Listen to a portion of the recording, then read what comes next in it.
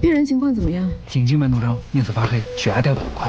夹层破了，紧急建立体外循环，给肝素，必须在5分钟之内建立体外循环。股动脉插管，提刀，否则病人的脑部会出现不可逆转的损伤。电锯，扩胸器。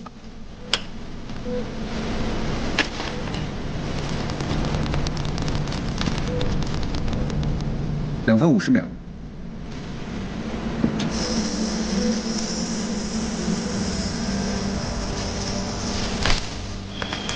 压出血，吸引器，回收血液，血压下降，找到出血点。3分40秒。开体外循环，血压降至临界点。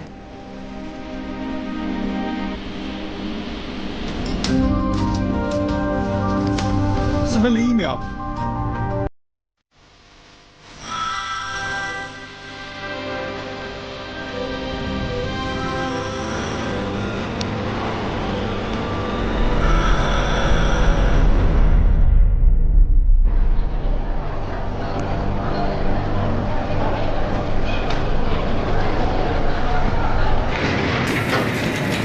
昨天晚上啊就不该吃那个芒果。 夜班居然站了一晚上，我脚都肿成馒头了。关芒果什么事儿啊？芒果摘一个芒字，他呀得罪了夜班食神。那按你这么说，值夜班就只能吃咸鱼了？副市长，咸鱼太贵，只要别约成大出血和停心跳的，就是每天吃咸菜为之罪。就你迷信。哼。副市长，你说他能坚持多久啊？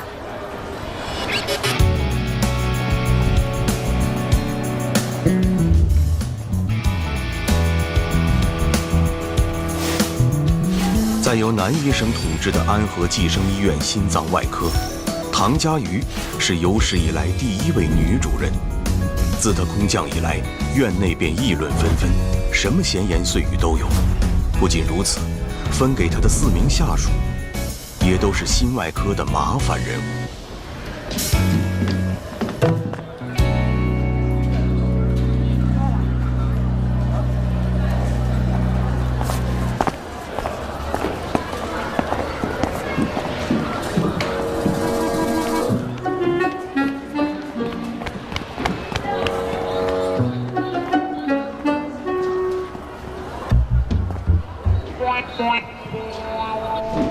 欣然，来吃早饭了。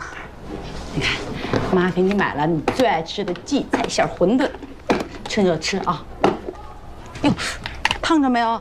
没事没事。妈总是笨手笨脚。欣然，哎，廖主任，今天感觉怎么样？胸口还疼不疼？不疼了。什么时候做手术啊？这么住着浪费钱。这孩子。廖主任，我们确实等得挺着急的。这宋主任到底什么时候能给欣然做手术？我们可是冲着他的名气来的。宋主任最近确实很忙，不过欣然也没在急性发作期。你放心，如果能安排手术啊，我们会尽快安排的。好。我不知道他们有没有跟你说，手术要分2次，费用不低。我已经把房子卖了。 只要能救我闺女，钱不是问题。欣然啊，你好好休息啊。哎，对了，廖主任，这又开了2张检查的单子，您给看看，是今天要做吗？检查不是我开的呀，你们开的？我开的。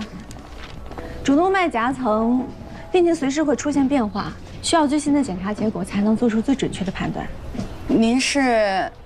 这是我们医院新来的。 唐佳瑜，唐主任管我们整个心脏中心。唐主任，我姓唐，今后是陆欣然的医生。哎，廖主任，跟我手下的人交接一下吧。什么意思啊？不好意思，借过一下。感觉怎么样？刚问过了。老秦，什么情况？这你还没看出来啊？上面旨意重新分配病人了。等会儿，这什么情况啊？病人是冲着宋主任来的，你这样合适吗？廖主任，这是病房，有什么事儿我们回办公室说。来，欣然，咱们走。2只手同时握我的手，用力握。欣然，用力。左手的力道比右手弱。这种情况有多久了？昨天洗澡扭到了，没事儿。把2只手同时举起来，我看一下。欣然，配合。举起来。廖小波是我的得力干将，骂他就等于打我的脸，这是杀鸡儆猴。用个外人做中心主任，这实在心不痛。周峰，我可好心提醒你啊，已经激起民愤了，现在换人还来得及。换谁啊？换你吗？又不是没试过。你做代理主任3个月，连着3起手术后并发症。宋宝德，那3封投诉信还在我桌上，你要看吗？心脏手术并发症本来就不能完全避免，是概率问题。我在安和辛辛苦苦像老黄牛一样干了20年，他从国外回来，1天活没干就取我而代之，你说我这面子往哪儿搁呀？啊？你呀，想太多了。唐佳瑜是科梅德医疗中心炙手可热的外科明星，我们安和心外需要这样的手术强人来压阵。你擅长的是科研和论文，这大家都知道。还有，今天我重新分配病人，那也是为你好。骆欣然的父亲3年前马泛综合征猝死，那是遗传病，现在轮到他女儿。还有记者要报道这件事情，像这种容易引发社会热议的备案，万一你失手了，对你的损害不更大吗？再说，你做的还少吗？你看看你给他找的那4个手下，哪个是省油的灯？她是我前女友的事儿，你也敢编？行了，别狡辩了。我和她的关系，我跟院长已经汇报了，医务处也有备案，所以，我丑话说在前头，如果有人在背后搞小动作，我绝对不会袖手旁观。那既然如此，您就先看看这份东西，然后再决定要不要袖手旁观。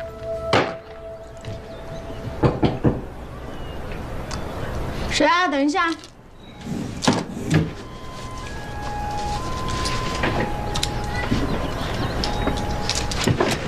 进来吧。唐主任。啊。骆欣然的检查结果电脑上现在已经可以看了。嗯。这个办公室以前是宋主任的吧？你怎么知道？他的风格。刚才我大概看了一下，跟刚收院的时候变化不大。这手术是不是不用急着安排？正好相反，帮我约下明天一早的手术室。David 的手术加全主动脉置换。全主动脉啊？有问题吗？没问题。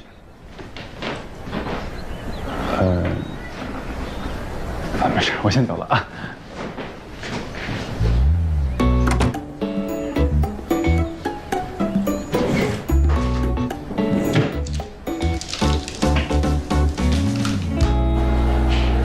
宋主任，我跟你汇报一下，骆欣然明天手术，戴维加全主动脉置换。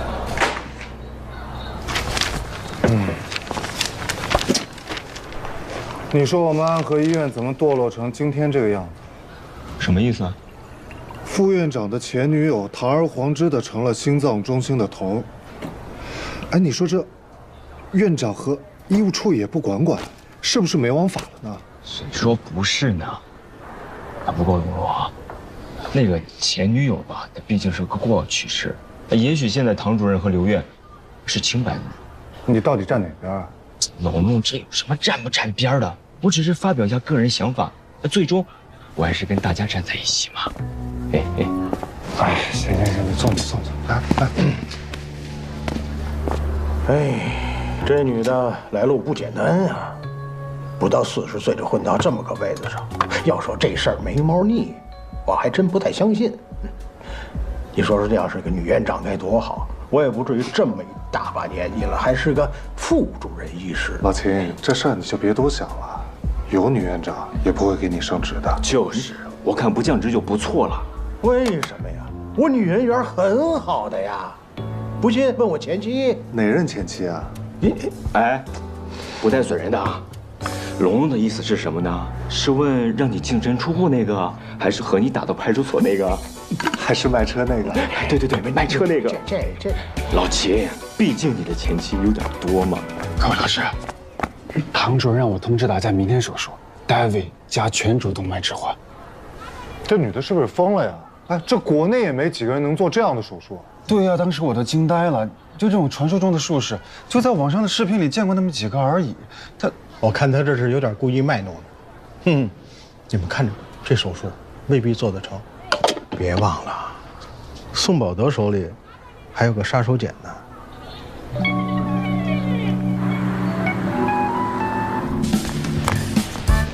叶主任，神外崔主任给我们手术室打电话，说下午3点有一个病人要做巴比妥诱导昏迷，问你有没有时间去一趟。好，跟他说我会准时到。好嘞。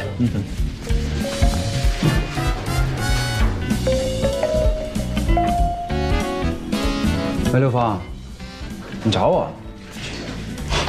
你小子找我，肯定没什么好事。来，一鸣，来。刘副院长，找我什么事儿啊？哟，给你最近忙，给你加餐补一补。你要是把食堂的小炒拿来，你说这话我还信啊。但是这可是院门口的葱烧海参，肯定有事儿。说吧，什么事儿？你要是个女的，我一定娶你。心脏中心新来的唐主任，啊，就是你那前女友，全院人都知道了，怎么了？你看这个，他手下4个男医生齐刷刷写了专组报告，都不要跟他一个组。这心脏外科啊，最看重的就是团队合作。他们这是要釜底抽薪。现在他在心外啊，就是个光杆司令。我想他在手术室里，至少有一个靠得住的盟友。我呀，刘峰，你也知道，我这人啊，我不愿意掺和院里乱七八糟的事儿。什么乱七八糟的？这是雪中送炭。外科治病，麻醉保命。外科医生和麻醉医生本来就是背靠背作战的同袍，在手术室里给他托底，有谁比你更合适？我不行。转组申请的事儿，刘峰怎么说？哼，够他头大一阵子了。不过，这洛心安的手术得我来做。上次那3例并发症，告诉咱们总灰溜溜的。这次啊，借着记者来采访，好好宣传宣传，咱们得扳回一局来。可那个女人有刘峰撑腰啊！我最讨厌这种靠男人上位的女人。我可是老主任的弟子，嫡传的，在这家医院，谁不给老主任点面子啊？可是老主任的性格，他能管吗？会不会管得我说了算。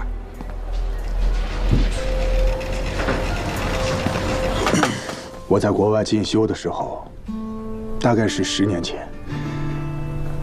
当时在科梅德医疗中心见他第一面，那时候他还是个住院总，但医院里已经有很多人认识他了。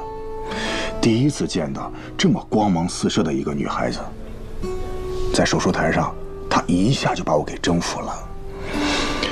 后来我回国了，冷静地想了一想，她天赋比我高，而且一心扑在手术上，这样的女孩不适合当老婆。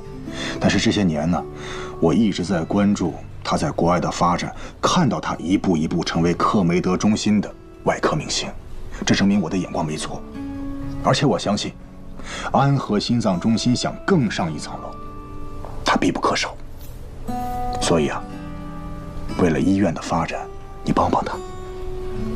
你跟我说了这么半天，不还是为了这事儿吗？你看啊，你的故事呢，我也听完了，这饭呢，我也没动。我呀，一会儿还要去一趟神外那边，我就先走了。3年前你爸的事儿，你可是欠着我一个大人情吧？你你可想好了？你确定要打这张牌？哎，我不是没有别的牌可打了吗？我也没什么办法呀，我只是一个普普通通的麻醉医生，我无能为力啊。假谦虚，在安和有人不喜欢我刘峰，但绝对没有人不喜欢你叶一鸣。这样，你先别着急拒绝，先再想一想，行不行？只是想想，不是答应啊。哎呀，你最好了。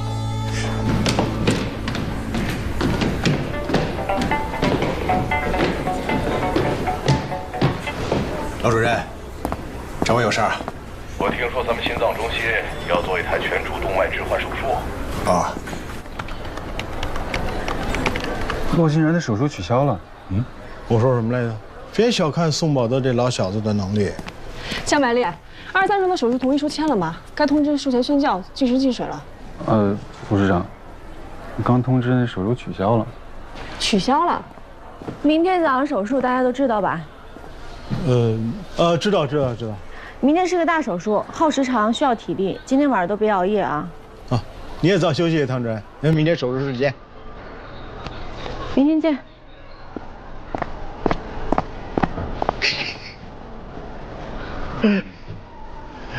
哎呀，真不用告诉他吗？干嘛告诉他呀？他这么大来头，肯定有人通知他。唐主任，护士长，你有时间吗？我想跟你说个事儿。什么事儿？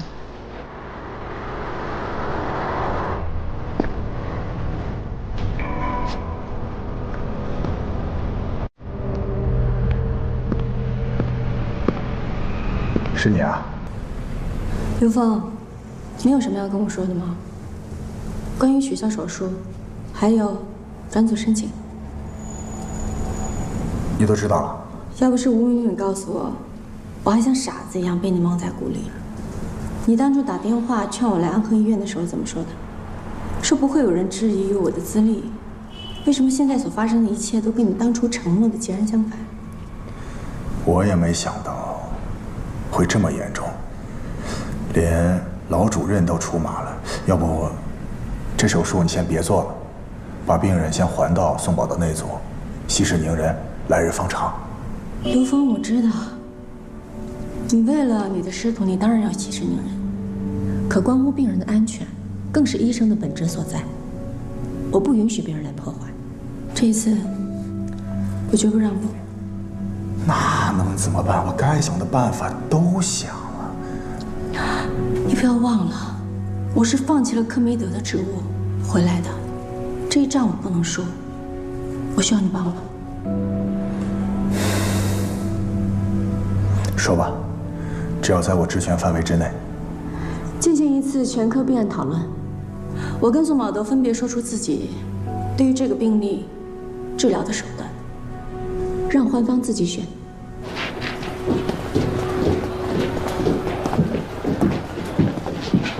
唐主任，早啊！早啊，宋主任。查房啊！听说你要求病例讨论，让病人2选1。大家都是同事，没必要搞得这么急事白脸的吧？以后急事白脸的事还多着呢，好好准备啊。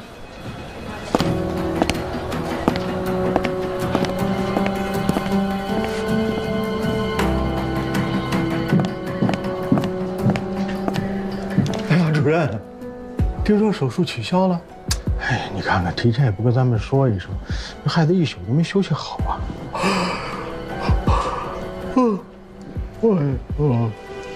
你们的转组申请我已经收到了，只是可惜，医院有它的规章制度，这事儿由不得你们，你们谁都别想。我今天把话在这说明白了，只要我还在安和的一天，谁都别想离开这个医疗组。你们现在不接受我，无非是因为我是新来的，我是个女的，还有，因为宋宝德不喜欢我。但我可以保证，等我开始正式工作的时候，你们会有更多的理由不喜欢我。等一会儿病例讨论，谁都别给我迟到。嘿，这什么意思？你老招惹他干嘛呢？你就好好上班下班不好吗？道高一尺，魔高一丈。23朝确诊马凡6年，主动脉 A 型夹层，全主动脉扩张，来做预防性手术。手术分2次，一期先做主动脉根部替换，置换主动脉瓣，同时替换主动脉弓。2期再做胸腹主动脉替换。这样呢，每次的手术时间短，对病人更安全。现在病人没有疼痛症状，所以呢，我建议让病人先住几天院，把身体调到最佳状态。我说完了。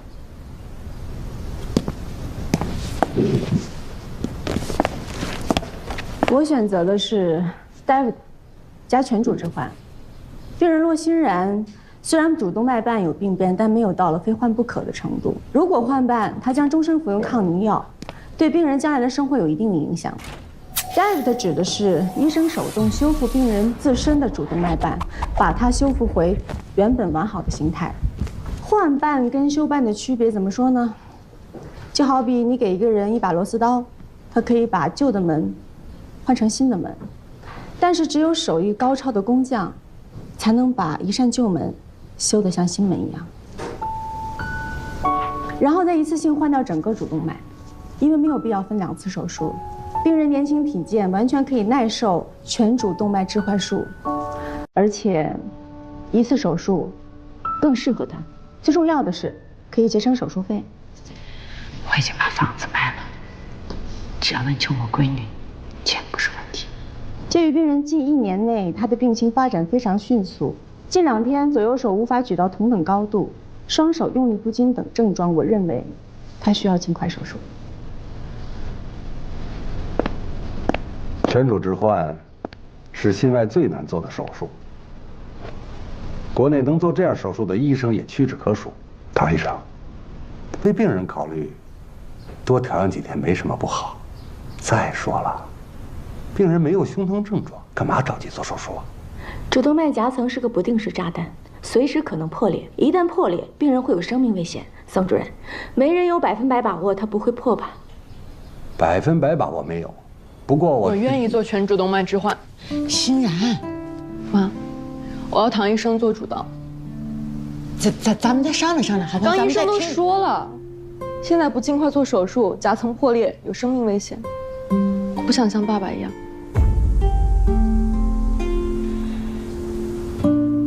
那就这么定了。刘院长，我建议将这台做公开手术，让大家好好跟唐主任学习学习。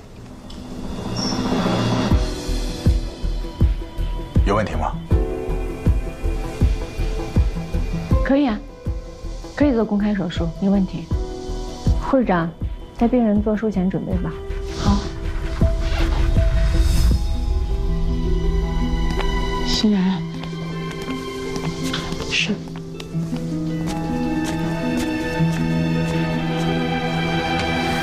手术风险跟术后并发症我已经说得很清楚了，如果没有异议的话，就请在那儿签字。唐主任，我现在就我女儿一个亲人了，所以进了手术室，您手里可不是1条命，是2条命。我不知道能不能请求您保证欣然她会没事儿。任何医生都做不了这样的保证，只要是手术就会有风险，更何况是心脏手术。我只能说，我尽力。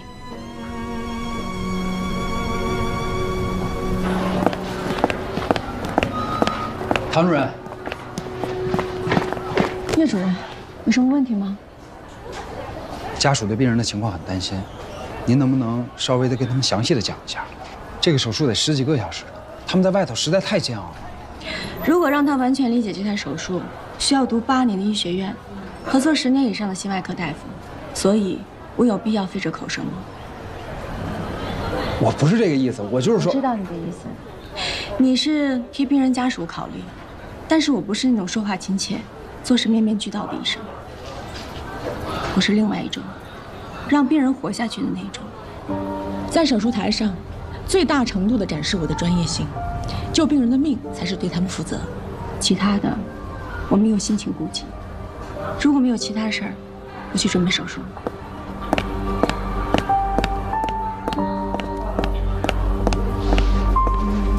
护士长，叶主任让我过来介绍一下病人，但是23床的不在病房。不在病房？对。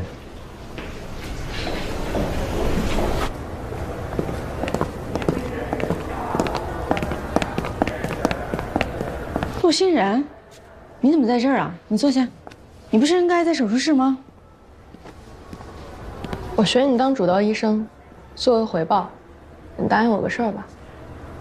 什么事儿？要是我治疗效果不好，术后并发症，你就别救我。我知道你在跟那个老头医生竞争，所以你要是不答应我，我就不做手术。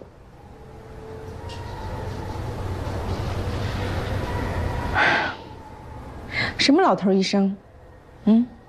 宋医生。你说这句话，我真希望他本人能在这儿听见。所以你能答应我吗？陆欣然，我相信你自己应该很清楚，就算现在我答应你，但是进了手术室，我该怎么做还是会怎么做。那个时候你已经打了麻醉，什么都不知道了。我爸就是马牌氏综合症死的，主动脉夹层破裂，大出血，上一分钟还在说话呢，下一分钟人就没了。这病我知道。有的瘫痪、截肢、植物人，比死惨多了。可是你知道吗？我妈为了救我，把房子都卖了。原来我爸可疼她了，可是现在，他什么都得操心。我真的不想给他添负担了。死在手术台上也不错啊。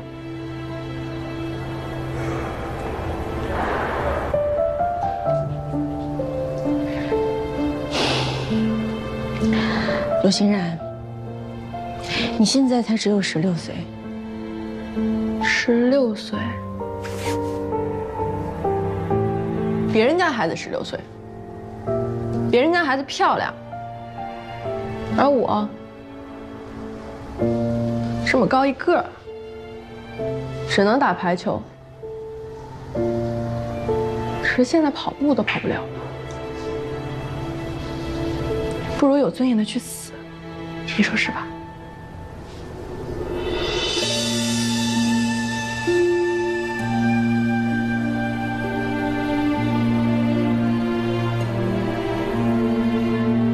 你别把我说的话不当回事儿啊！我很认真的，拜托你了。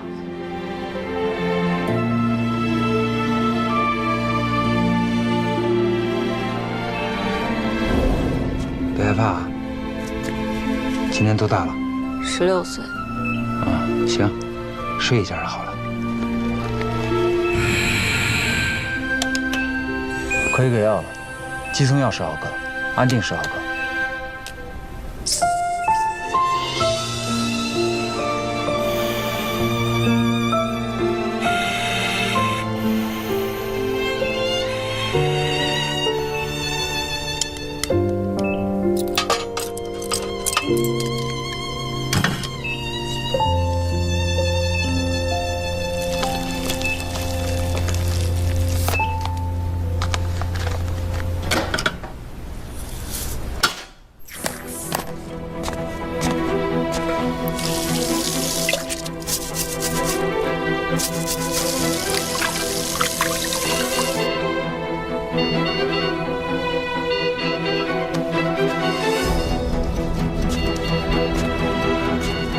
病人情况怎么样？颈静脉怒张，面色发黑，血压掉得很快，夹层破了，紧急建立体外循环，巡回计时，给肝素，股动脉插管，提刀，必须在5分钟之内建立体外循环，否则病人的脑部会出现不可逆转的损伤。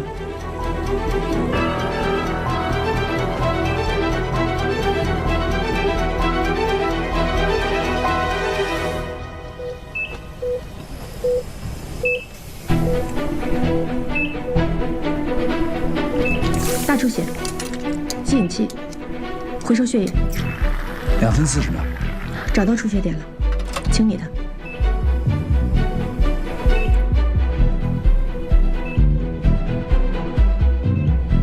3分50秒，开体外循环，转机。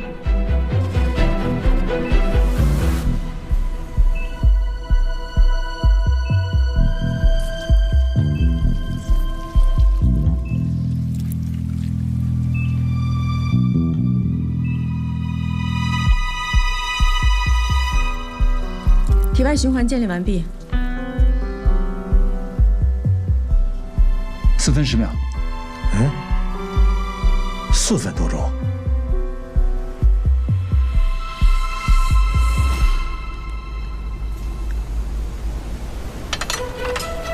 我真的不想给他添负担了，死在手术台上也不错啊。开始手术吧。麻醉，今天一定要注意病人的脑保护，注意术后并发症。明白。组织前。丁旺。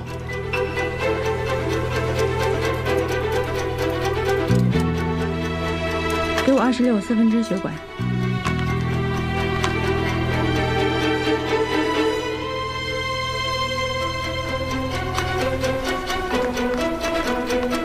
来，缝合。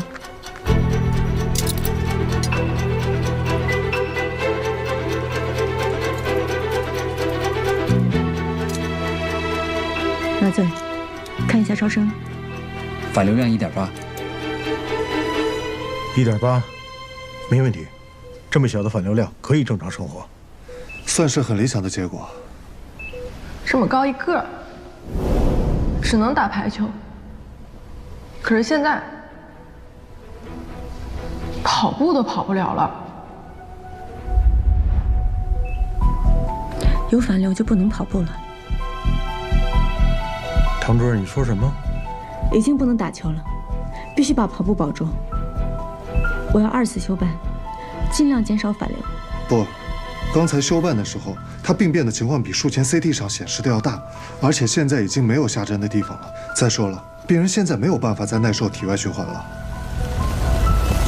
对呀，这么大的手术，这个效果是不错的。咱别精益求精了，行不行？是啊，我赞同老秦的说法。你们别说话，主刀医生在想办法呢。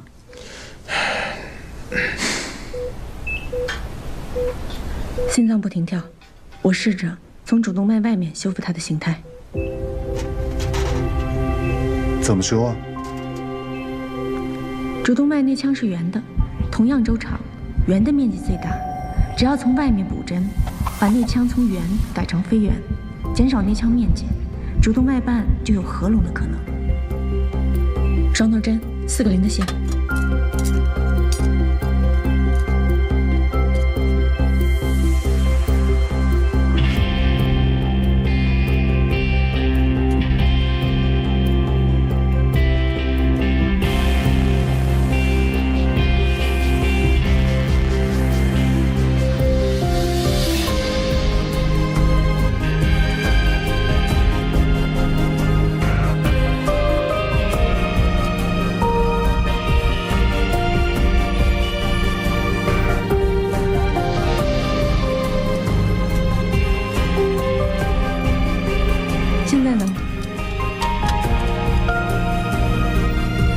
几乎严丝合缝，0.2反流。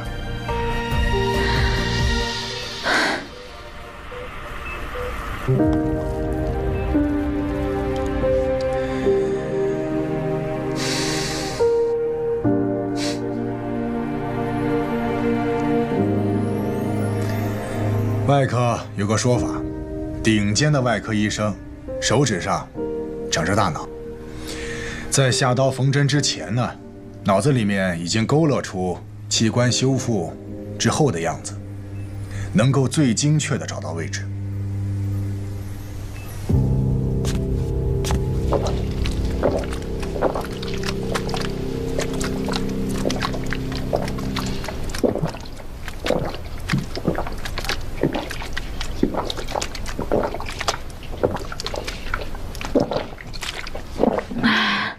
主任，病人醒了，醒得还不错。嗯。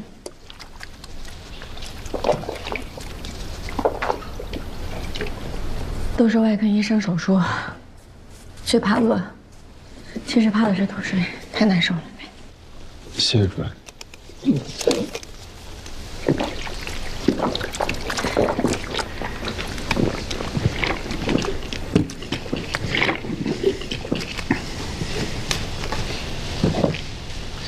主任，我能问你个问题吗？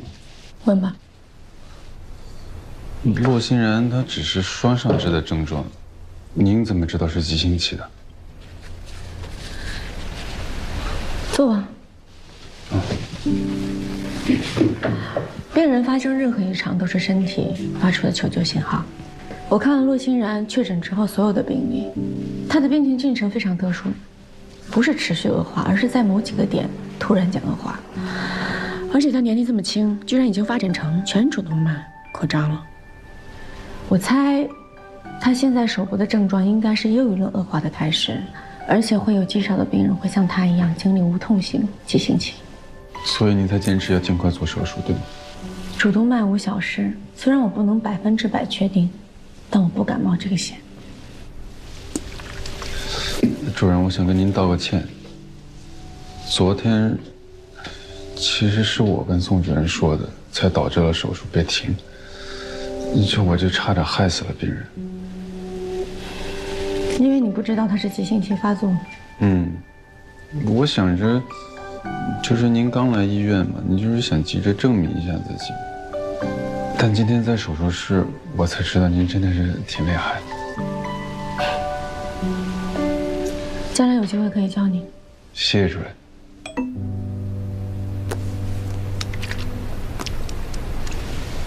主任，每次我们大手术结束以后，都会去对面的赛因斯，他那可以凭 SCI 影响因子打折呢。要不你今天跟我们一块儿去吧？我不去了，一会儿我还有事儿。唐主任好。唐主任。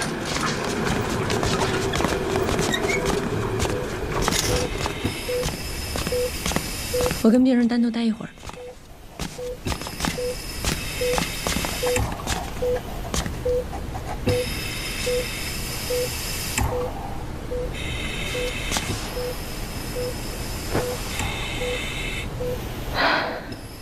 手术很成功，但是术后恢复有几大难关，关关难过。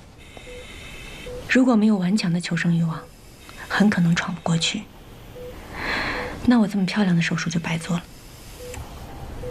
所以我来是要告诉你一个秘密。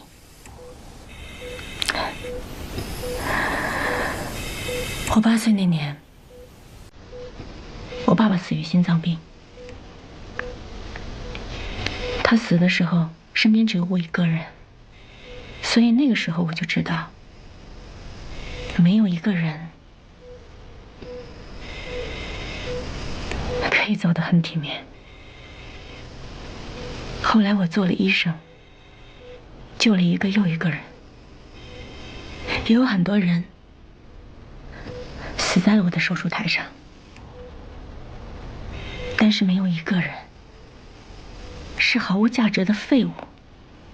无论是美丑的、聪明的还是笨的，有钱的还是穷的，每一个在这个世界上存在的人都有他存在的意义。你就是你妈妈独一无二的女儿，你的生命甚至比她自己的生命还要重要。所以洛欣然，我要告诉你，每个人的生命只有一次，所以不管你遇到任何的困难，都不应该轻易放弃，明白吗？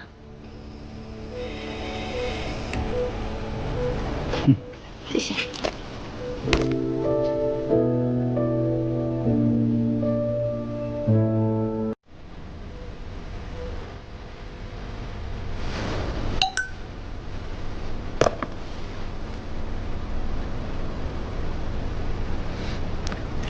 Yes， 这个高度正好，用吧。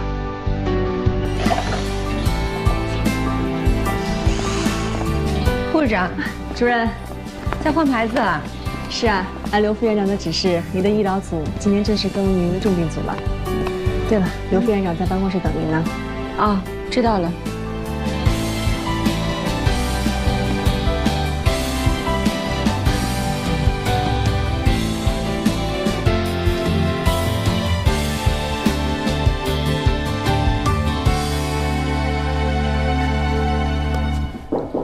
进。呀，宋宝德把他那些装样子的书终于搬走了。希望他从此偃旗息鼓吧。你找我什么事儿？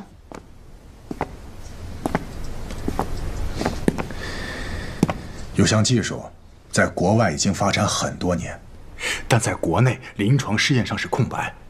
我找你回来，就是想让你主导研发，用于临床，有完全知识产权、完全国产化的全磁悬浮人工心脏，怎么样？啊？马盘综合征是一种先天遗传性疾病，得了这个病的人个头非常高大，手脚也比常人的长。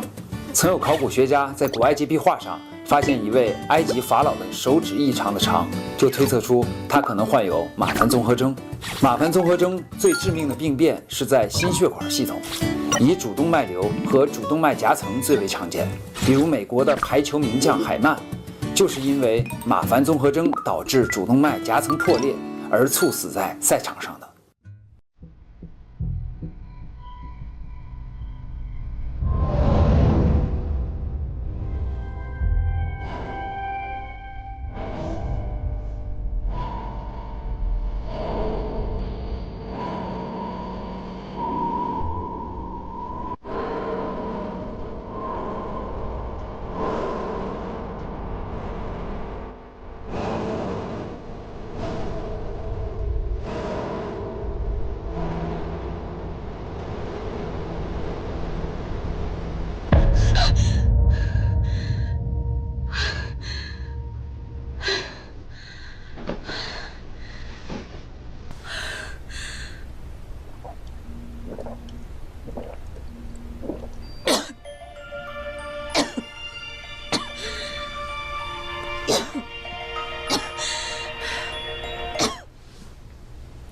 喂，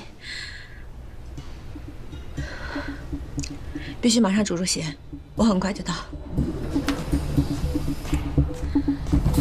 情况怎么样？唐主任，这还没开胸呢。还没开胸？电话里秦大忠不是说大出血吗？主任，这个病人情况还比较稳定，就是一个急诊夹层，可能是120那边搞错了。不好意思啊，麻烦你白跑一趟。来都来了，我上台搭把手吧。CT 给我看。不用，哎呀，我也不是很累，就是昨天值了一个20线的夜班，哎，怎么着也是睡了会儿，哎，也不是太困，你还是要上？哎呦，那既然这样的话，主任做这台手术肯定做得更稳，那就麻烦你啊。那我下班回家了。你先别走，秦大忠。这2天江百烈一直值一线，都长黑眼圈了。今天让他回家休息，你顶他。让我当2助？主任，我没事的。你不是不困吗？我是不太困，就是我这手都脏了，这还得重新洗手，太麻烦了啊。那你还愣着干什么？刷手去。病人情况？哦，对了，秦大忠，又怎么了？今后再有这种情况，没有搞清楚病情，不要给我打电话，不然我永远让你做2助。急诊夹层得，现在一切状况正常。叶主任，可以开始吗？可以了。手术刀，电刀，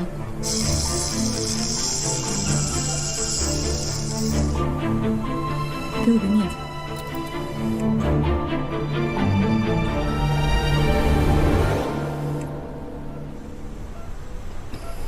可以了。主任，急诊夹层，病人情况不好，需要立马手术。这个还没做完呢，又来了一个。不是一个，是3个。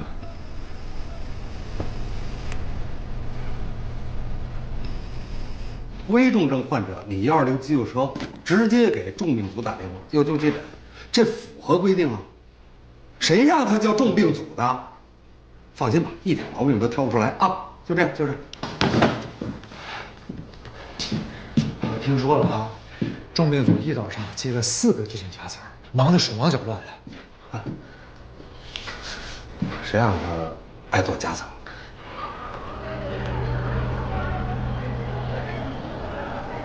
哎呀，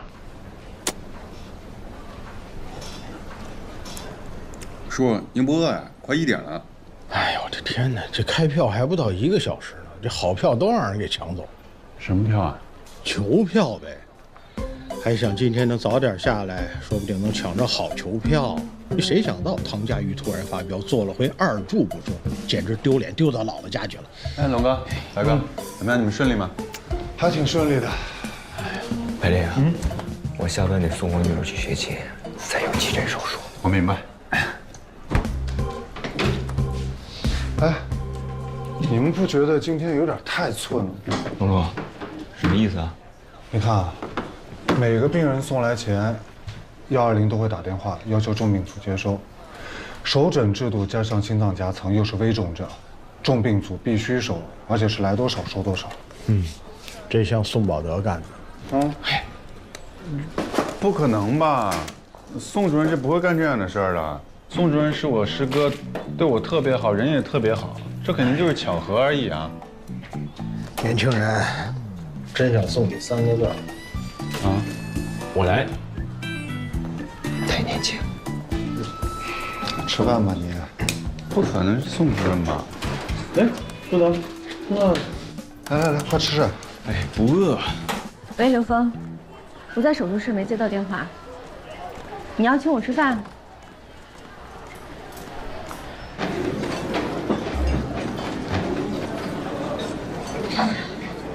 吴峰，这是你说的工作餐。嗨，看你那么累，给你补补。应该是找我有事儿，说吧。你这个人，跟那谁可真像。哎呀，就是上次跟你说人工心脏的事儿，考虑的怎么样？我考虑什么呀？我不是已经拒绝你了吗？你再想想，你在克梅德也做过很多起人工心脏的手术，你很清楚这东西意味着什么，尤其是对心衰晚期那些没有移植供体的病人，人工心脏就是他们最后一道救命符。在国外临床已经普及了，可国产的迟迟搞不出来，病人用不上，你不着急吗？我当然知道人工心脏是多么的重要，但是这个事儿太大了，我真的弄不了，别再找我了。我知道，你说过你回国是因为国内可以遇到疑难杂症机会比国外多，你只想做手术，没有搞过。哎，行了，我自己说的话我记得，你不用重复了，答案你已经知道了。那我还能吃吗？哎，你把我当什么人？你吃你的，敞开吃。那你这红梅样，我真的不敢轻易吃。小心别烫着。哎呀，你这吃肉的习惯，这么多年也没变。60岁斤了，我早上5点钟手术，到现在1口钟都没吃。那这些年，还有什么是没变的？都变了，你看我眼角的皱纹。哎，我跟你说，咱们医院的微整形手术在市里可是数一数。住嘴吧！干嘛呢？推销生意呢，完成你自己的 KPI。我就是好奇，你明明那么想回国，为什么3个月前拒绝，现在又迫不及待回来？3个月前我有不回来的理由。什么理由？你好八卦呀！这是我的隐私，我可以不跟你分享吗？那你恋爱了吗？结婚没有？是不是一个人？你能别问了吗？吃你点东西，你看你去干嘛呢？问的我都没胃口了。那不是？不会你真的还是一个人吧？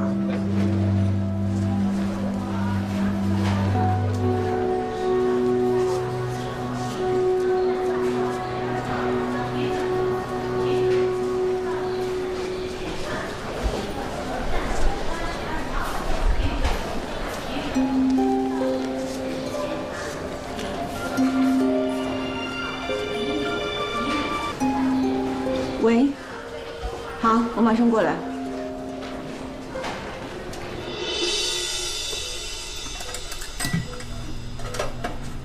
情况怎么样？主任，唐主任，这是台急诊，我会尽快准备好的。这台手术是我们叶主任主麻，他一会儿就到。好，知道了。江百烈，CT 还有检查结果。患者郑美棠，女，68岁，因车祸入院，神志还算清晰。她自述胸痛、呼吸不畅。从 CT 检查发现，主动脉撕裂造成了夹层。其他的检查结果我们还在等。她的位置比较靠上，主动脉瓣应该可以保住，具体情况还得开胸再定。郑美棠是吗？我是唐医生，你的手术我给你做，不用紧张啊。唐医生，我丈夫他怎么样了？开车的就是她丈夫，颅脑外伤，现在还在省外抢救呢。哦，是这样的，你丈夫现在在神经外科，等一会儿你手术完醒过来，他有什么情况告诉你，好吧？都是我不好，今天他人不舒服，我还让他开车，他早上就说头痛的厉害。出事前他头疼啊，他这几天心口闷，脚上还长了个白斑，也说痛。脚上长了白斑啊。麻醉来的比外科还晚啊。不好意思啊，刚才有点事儿不在科里。郑奶奶，我们开始做麻醉了啊，睡一觉就好了。你等一下，我还有话说。唐医生，替我去看看我丈夫，我不知道他怎么样了，我不能让他一个人啊。你不用担心，先麻醉好吧，其他交给我们。你放心吧，有什么事儿神外那边会通知我们的。现在开始麻醉了啊，放松。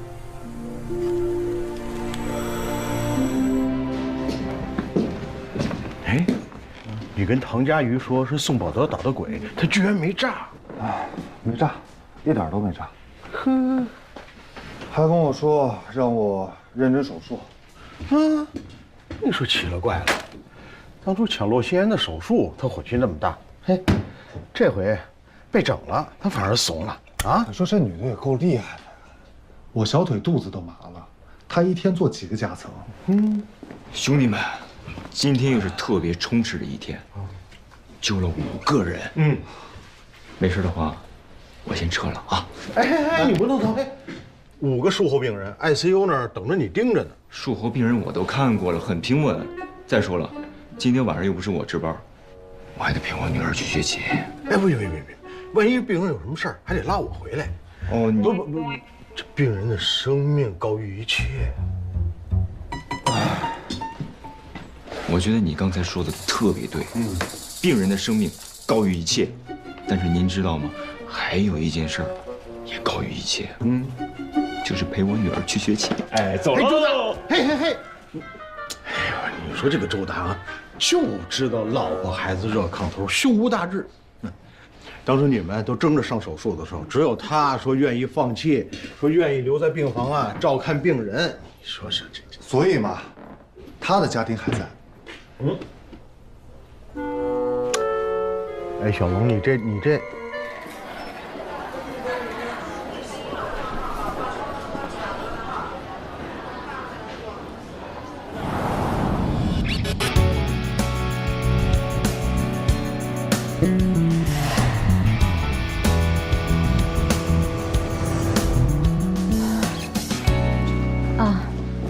你们好，我自我介绍一下，我是心外的唐佳瑜。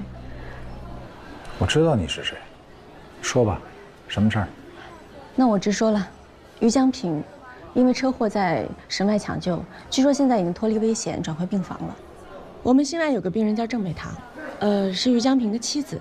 据她的描述，我怀疑于江平很可能患有心脏疾病，所以能不能让我给她做一个检查？可以啊，把会诊单给我看一下。没有请会诊，是因为病人跟我这样说，所以没有会诊单，你怎么能看我们的病人呢？我们神外自己的病人，我们自己搞得定。请回吧。那能不能？唐主任，我们听说了，你有抢病人的爱好，但这是神外，我们崔主任说不行，就是不行。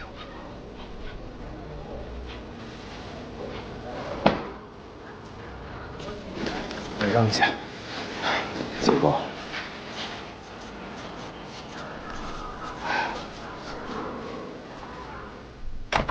唐佳瑜，你到底怎么回事？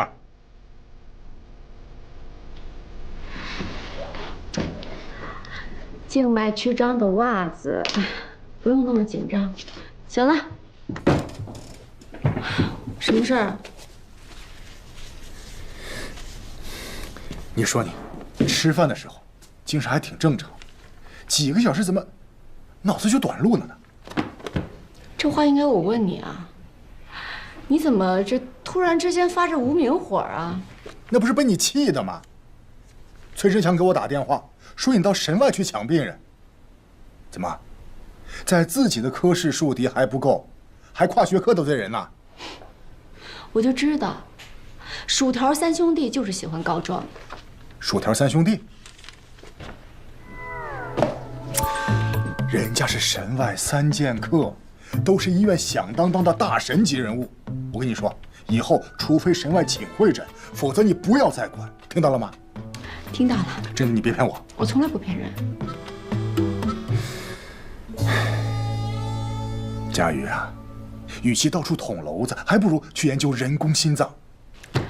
我说你是不是跟人工心脏磕上了？我都跟你说我不感兴趣，你赶紧去开会吧，好吗？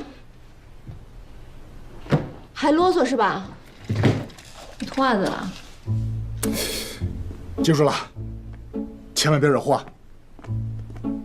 对啊，在手术室我看他没反应啊，我以为他不在意呢，没想到他真去了。他这次回来，感觉性格越来越乖。你说，当年那个绯闻的事儿，给他造成了很大的伤害。这一次又见我，感觉是过不去。怎么不可能？我今天跟他吃饭，就问了几个简单的问题。有没有恋爱？是不是一个人？他一下就不好了。我觉得这些年，8成他还是单身。唐主任还单身？肯定是。行了，我要去开会了。你帮我去趟神外，他如果要惹事的话，你跟老崔熟，你帮我拉拉架。千万不能让他知道是我让你帮他。他那次尊心了，知道了反而会不好。好，我正好要去神外做一个巴比妥诱导昏迷的病人，交给我吧啊！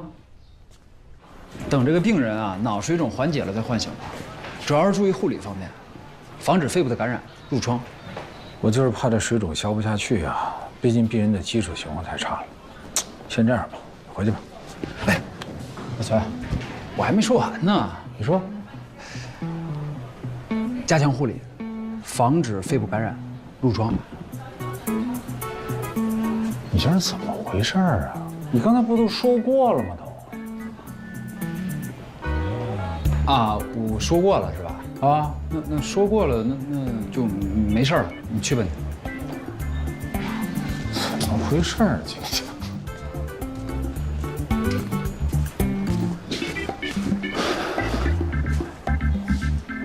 跟着我干什么啊？我没跟着你，我是来看病人的。你别跟着我啊！唐主任，于江平在特5间，那间。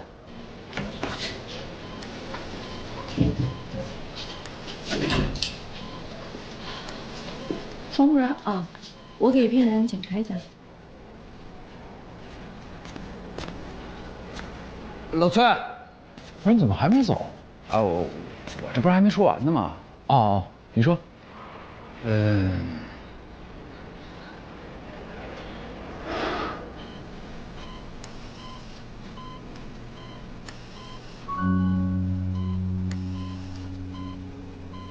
我是想问问你啊，有没有什么关于帕金森的这个新临床实验？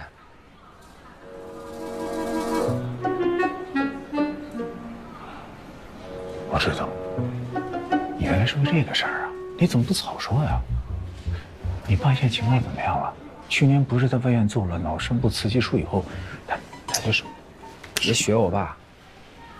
这震颤改善了不少，但是走路的姿势还是那样，得吃药控制。你放心，只要咱们医院有新的临床实验，我绝对第一时间告诉你。谁让咱们俩是哥们儿，对不对？还有，这事除了你和我，医院还有别人知道吗？除了我们家里人，就你和刘峰了。我感动了，你把我当成你的家里人。你放心，我这人历来是守口如瓶，我这嘴。崔主任。啊，来了。唐主任，你怎么又跑到我们神外病房来了？我是跟你说，我们神外病房的病人跟你有什么关系？你这是明知故犯，你知道吗？不行，我今儿必须得给刘副院长打个电话。哎，他又跑到咱们省。别着急，人刘副院长现在开会呢。病人是先出现脑梗，才发生车祸的。唐主任，你是不是把顺序给搞错了？病人是先车祸后脑梗，车祸造成骨折，脂肪颗粒进入血液循环，通过胃壁的卵圆孔进入体循环，造成脑梗，再加上颅脑外伤，我可是辛辛苦苦做了5个多小时的手术，才把这个病人的生命给抢救过来。你有我清楚啊。是你把顺序搞错了。他的太太郑美棠是我的病人，据他描述，于江平在车祸前几天就出现全身难受，而且头疼非常严重。在车祸当天，他也头疼很厉害，本来不想让他开车的，所以我断定他应该是出现了脑梗，才发生了车祸。不管谁先谁后，这个事儿跟你们心外有什么关系？我刚才给病人做了心脏检查，发现他心脏上长了一颗肿瘤，大概率应该是粘液瘤。大家也都知道，粘液瘤通常都是良性的，可是粘液瘤的质地非常的易碎。病人每次心脏的跳动都会导致粘液瘤的碎片脱落，脱落下来的是硫酸，跟着血液进入体循环，走到身体的任何一个部分，造成堵塞。所以我认为，现在粘液瘤的碎片堵在脑部，造成他的脑梗，所以是先脑梗，后车祸。唐主任，这是你的猜测而已啊。可以跟你打赌啊，谁赌输了，请对方科室的人喝咖啡。他可跟我打赌。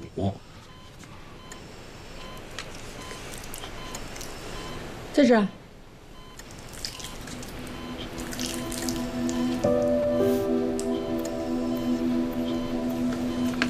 真的是左室粘液瘤吗？看见了吧？粘液瘤随时可能再次爆成瘤栓。如果2次脑梗塞，病人的存活率就不乐观了。按理来讲，必须尽快手术，但是他刚刚做完颅脑手术，没有办法耐受我们心外必须要上的体外循环，所以他现在的病情是需要尽快手术。可是他的身体不可能尽快手术。你们有什么好的办法吗？唐主任，我们各自想办法啊，我们随时沟通，尽可能保病人，好不好？好，有什么情况随时联系我。你赌输了，明天请我们科室的人喝咖啡，我喝摩卡，双份奶油。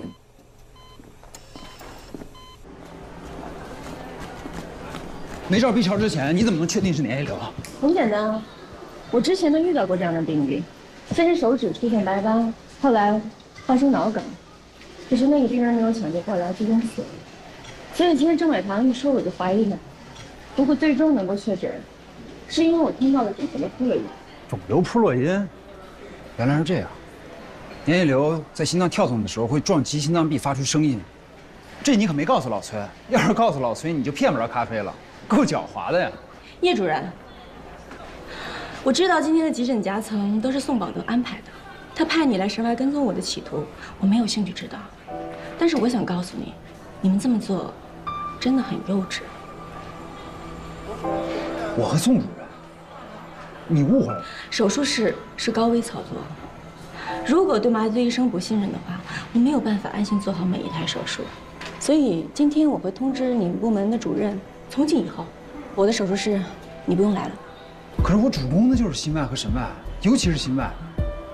你真的误会了，我和宋主任真的什么事儿都没有。我今天误会和误会不重要，还是小心点比较好。你还是上其他医生的手术吧。还有，请你帮我转达宋宝德，他想怎么做随他的便，但是不能做任何事情危害到我的病人，这是我的底线。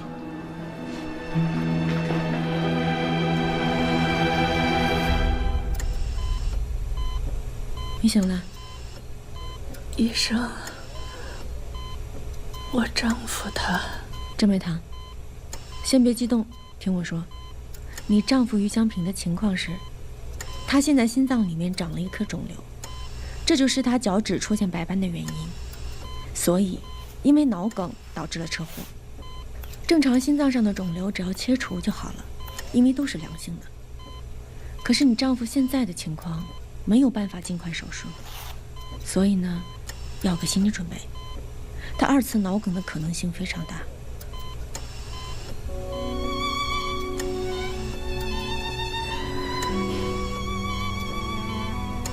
医生啊，我和他谈恋爱到现在没有分开过，我跟他在一起40年了，没有代沟，你救救他，别激动，请你救救他。不要太激动。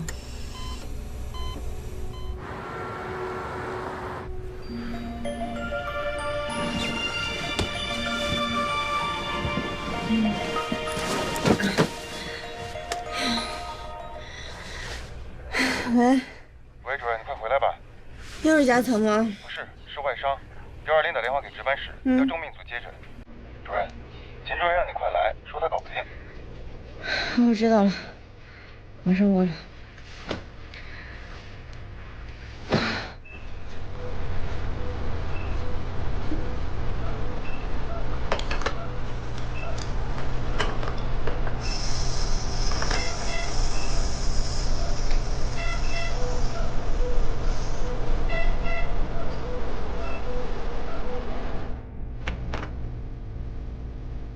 唐主任，该上手术了。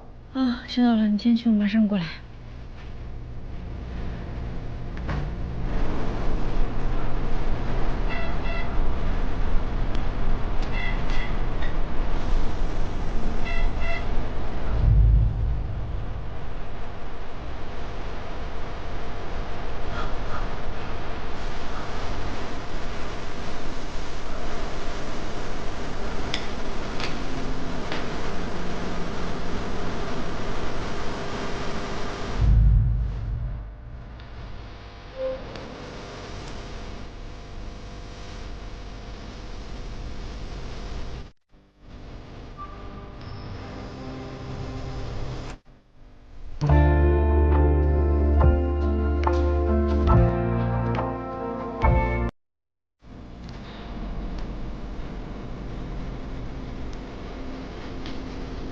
像他这样连轴转，我真怕会出事儿。劝他好几次了，让他分病人，别的组也愿意收。不就服个软吗？这几天看起来大家也能够理解，但他就是不听，还让我不能管这事儿。他就是跟宋宝德给杠上了，非赢不可。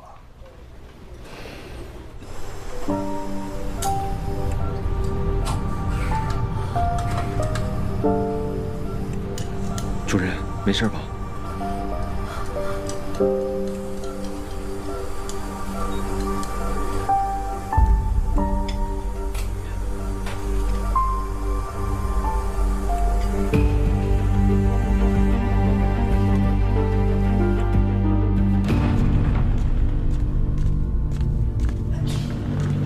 主任，楼向东说下一台还是夹层，几号手术室？不用去了。怎么了？病人送来手术室的路上夹层破了，也没救过来，就差那么几步。这个主动脉夹层真的是分秒必争才行。是可惜。主任，您的手怎么？哦，没事。你回去睡会儿吧，我看您累的。反正现在也没有什么新的病人送过来。那哪行啊？病房还那么多病人呢。钱老师他们在呢，要真有什么事我再给你打电话呗。那也行，有什么事你给我打电话。放心吧。白莲，叶主任，你们组还有手术啊？暂时没有了。我看唐主任太累了，我让他回去睡会儿。先走了啊。哎。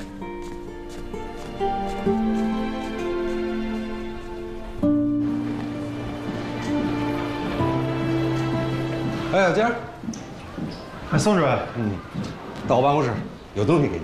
哎，大荣说，宋主任让我给你们。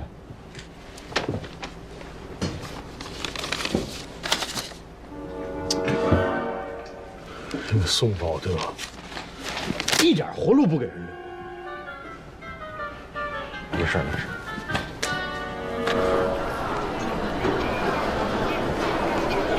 你好，第3诊室。啊。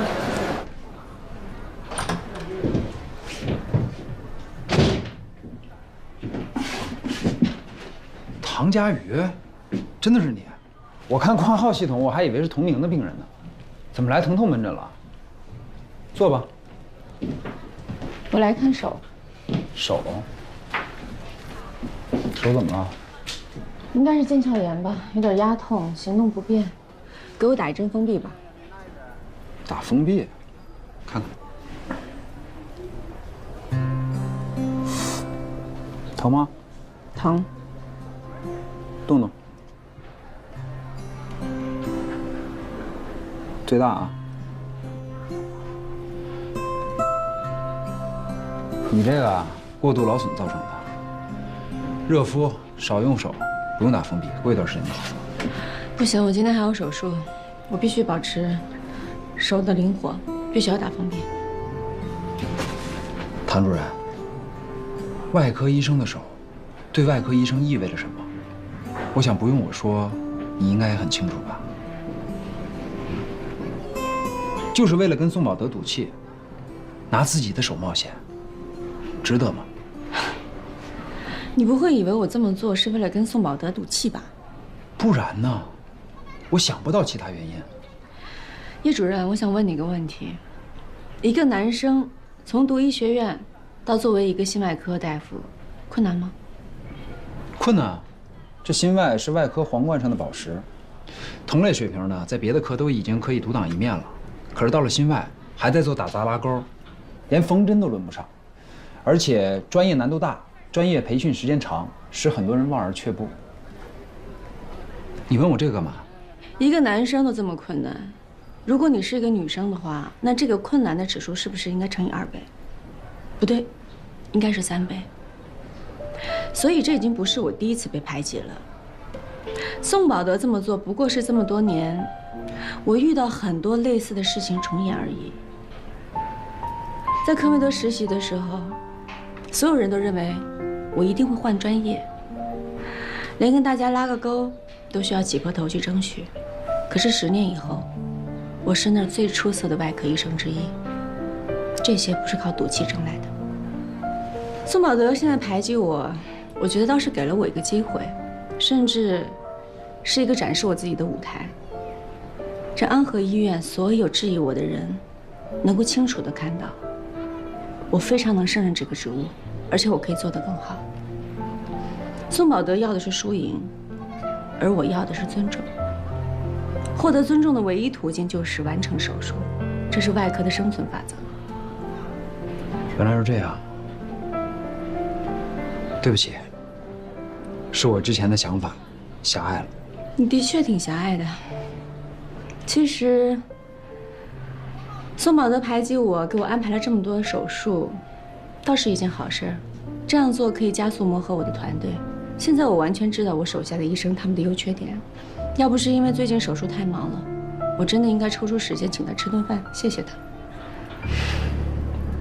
那，再给我检查一下。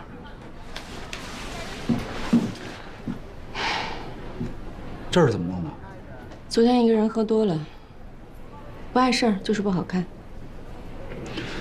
唐主任，这外科医生我见多了，可是像你这样的，你真的什么都不怕吗？我不是不怕，我只是不希望因为我害怕，就堵住了我想去的路。这样的话，我就没有办法进步了，只能原地踏步。叶主任，可以开单子了吗？我还赶时间。我这就给你开。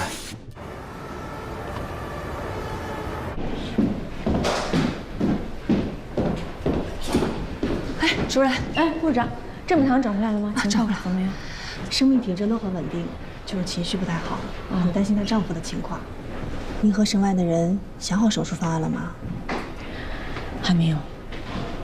休息室给你留了盒饭，你快去吃一口吧。好。哎，ICU 打电话说，怕床上上 ECMO， 还没签同意书，催咱们呢。那马上跟江美雷说一声。ECMO。不用体外循环，改用 ECMO， 也能够达到维持循环的目的。这样可以少用肝素，尽量避免病人术中术后脑出血。但是 ECMO 是一个封闭系统，用它的话，心脏不能停跳。那出血怎么办呀？加个快速输血装置，把血吸走，相当于一个心脏不停跳的手术。这是个好办法。可是，也不是很保险。但是多等1天就会增加病人2次脑梗的风险，只能冒险了。当中如果出现任何问题，省外随时介入。那就这么办吧，我怕再拖下去，到时候还有别的事情发生。我想今天晚上手术。虽然我知道最近大家都很累，可是，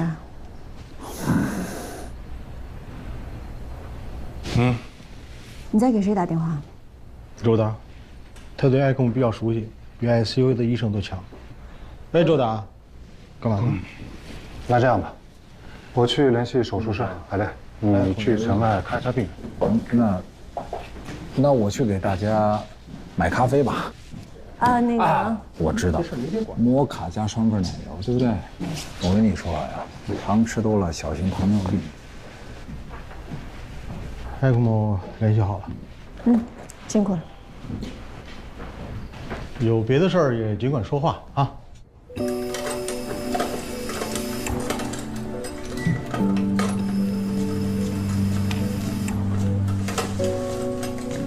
今天我值2线班，如果你非不让我做手术的话，你可以让吕潇来做，他是住院医，经验可没我丰。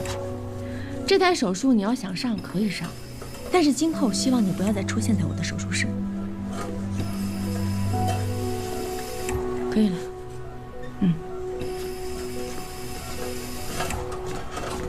这台手术能不能成功，不在于肿瘤切除，而是在于病人术后能不能清醒。所以麻醉，帮我把病人血压维持在正常值。放心吧，交给我。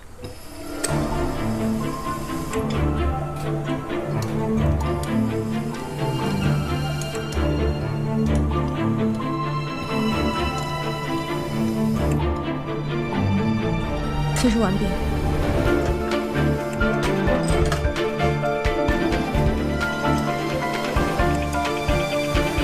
然后呢，你一定要注意，然后把这个继续交给他，把新买走了。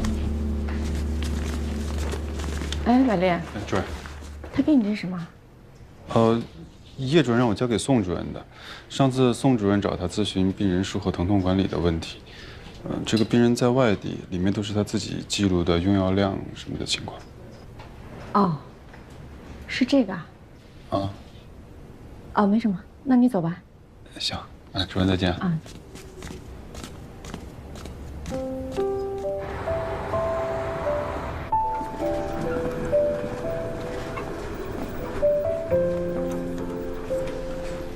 老于，没啥。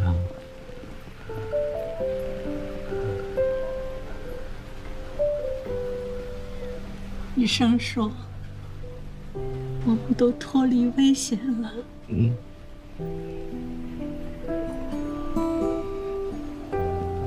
又回来了。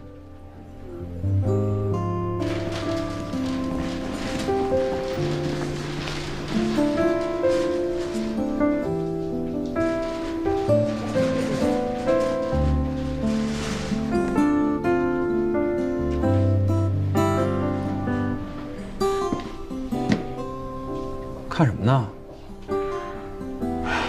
我在想，为什么2个人能在一段婚姻里坚持40年，还这么恩爱，太不可思议了。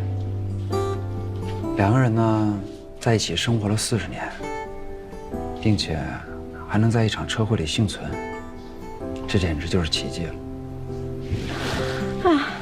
这个奇迹是我创造的。对对对，都是你。啊，对了，叶一鸣，之前我想跟你道个歉，我以为你跟宋宝德你们之间，还有，在神经外科你为什么要跟踪我？这个嘛，这个我不好讲啊。刘峰让你去的吧？你知道是刘峰让我跟着你的。当时邱振强要给刘峰打电话。别着急，刘副院长还在开会呢。你说他在开会，后来我才觉得，一定是他让你跟踪我，不然你怎么知道刘峰的行踪啊？这可不是我说的啊，是你自己分析出来的。刘峰啊，他没有恶意，他就是关心你。我知道，他是为我好，人也很好，只是有的时候做事儿，可能他觉得我这个人是需要被拯救吧，但是事实是根本不需要。行，那以后啊，我呢就不多管闲事了。我不是这个意思。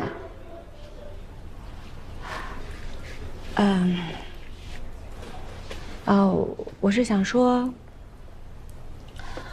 我需要一个朋友。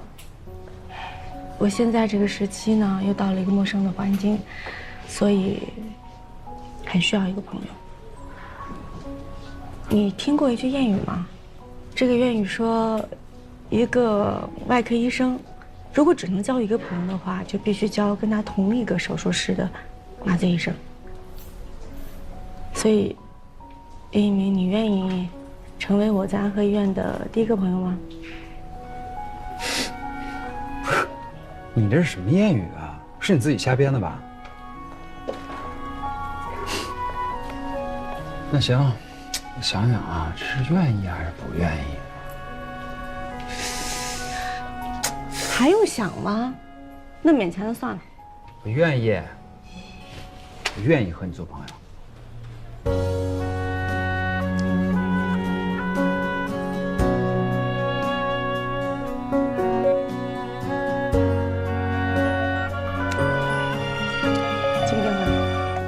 喂，好的，知道了。急诊是吗？啊，行，马上过来。我这就过去陪啊。急诊夹层。新一轮又开始了。你手还行吗？好多了，我相信宋宝德坚持不了多久了。一会儿手术时间。手术时间。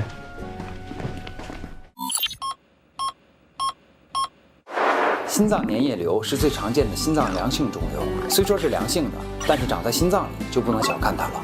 心脏粘液瘤随着心脏的收缩和舒张而活动，它的瘤体很脆，活动时容易掉下碎片，碎片随血液循环游走全身，停在哪里就造成了哪里的器官栓塞，后果十分严重。我们要大胆的创新，做出一个不是雪崩的，让他们看看嘛。我一直强调，做什么都不能丢了气势。哎，你就慢点儿。感觉怎么样？我们不和他合作，只要你主导研发，工程师人选，你来挑。谢谢你，我不考虑，我没兴趣。哎呦，我就奇怪了，医院全力的支持，给你最大的研发自由，去做一个跨时代的医疗器械。哎，我也奇怪了，你一个胸外的，主攻肺移植的，怎么对人工心脏那么感兴趣啊？那个，为广大患者谋取福利。那什么，院长过2年就退休了，他希望我做接班人，更进一步为患者服务，特别是研发全磁悬浮人工心脏，对医院来说是很重要的目标，只能成功不能失败。我就知道你是为你自己着想的，同时也是为了广大的患者谋取福利，这不矛盾啊。我和患者的利益本来就是一回事。国外人工心脏早就成熟了，为什么不进口？就是因为价格太高，价格高形不成市场。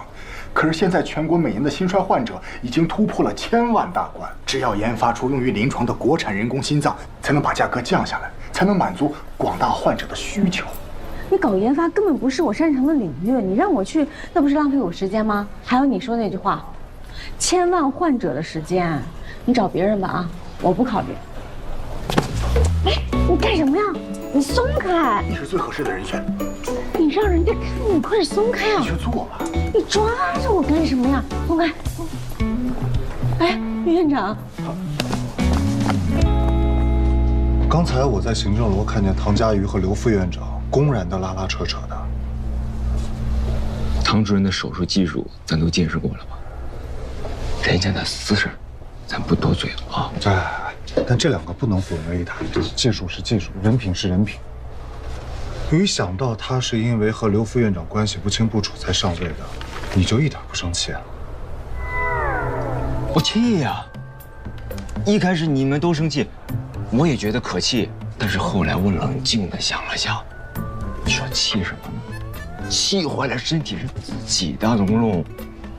我觉得吧啊，只要能够按时下班，按时发工资，龙龙，其他的事情咱别多管。是，说的都对。所以为了我的身体，我以后也应该少跟你说话，因为跟你越说我越气。换药去。你气什么呢？护士长，他来了，让大家准备吧。哎。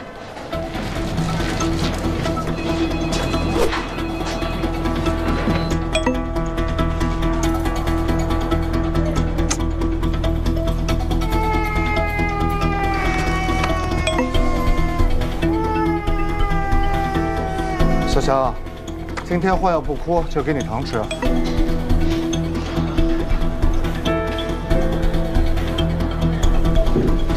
哎，主任，您可算回来了。怎么了？刘副院长说给你打电话打不通。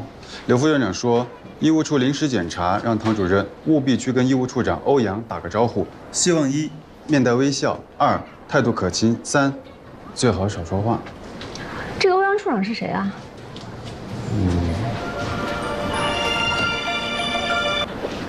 喂，今天医务处临检，你要是有时间的话呢，最好能提前去跟医务处处长欧阳认识一下。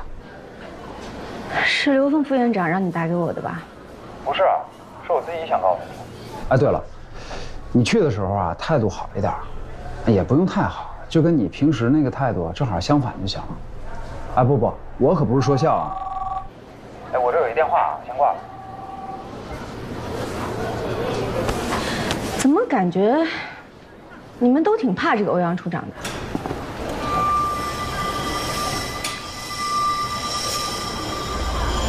检查强群的重要意义。心外病人术后需要在走廊多走动，这样有利于康复。病人走路时手可能会扶墙，扶过墙的手又很有可能会接触到伤口，所以不仅是强群，整个心外病区都应该保持干净和整洁。吴护士长还是和以前一样，让人放心。唐主任，你好，唐佳瑜。唐主任，在心外手的卫生很重要。我刚才摸了很多东西，就不跟你握手了。我只是来打个招呼。再见。你等一下。处长，这几个病例有问题。住院号036，危重病例讨论记录上级未签字。住院号079，入院大病例上级未签字。住院号021，手术同意书上级签字未精准到分钟。吴护士长，这几位病人的上级医生是谁？让他们来一下。都是重病组的病人。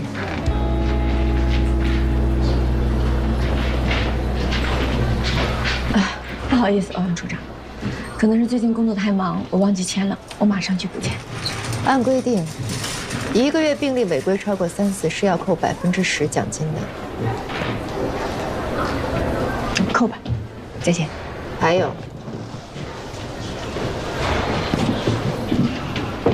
有什么？听说唐主任上一份工作的薪水很高，可能不在乎这点奖金，但是作为中心的主任，我有必要提醒你，希望你今后可以以身作则，严格要求自己，为心外的人做一个表率，而不是充当反面典型。否则的话，难以服众。你说的没错，我之前的薪水底算很高，而且一定比你想象的还要高很多。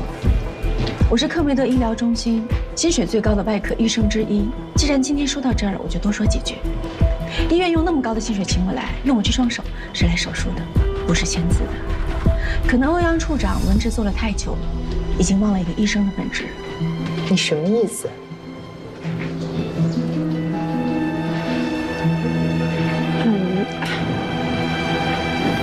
主任，仪式平台来电话，黄雪春死亡供体了。是吗？供体在我们安和，那是不是给器官移植的其他医院打电话就行？是。唐主任，欧阳处长，我来只是跟你打个招呼。你想扣钱还是处罚都随你的便，我还有正事要做。你慢慢查卫生，希望今后我们也不要遇见的比较好。再见。不是，主任。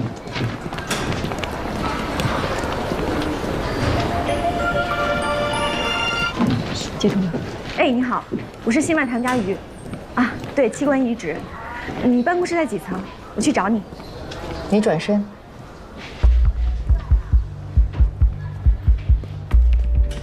唐主任，我们又见面了。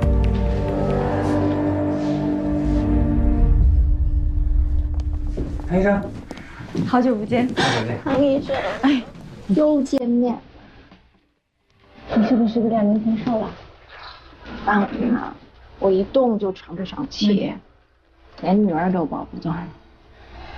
我给你看小我的照片，长这么大了，2年前还是个小 baby。哎，孩子长大了，可我还是老样子。别着急，做完心脏移植，你就可以抱动了。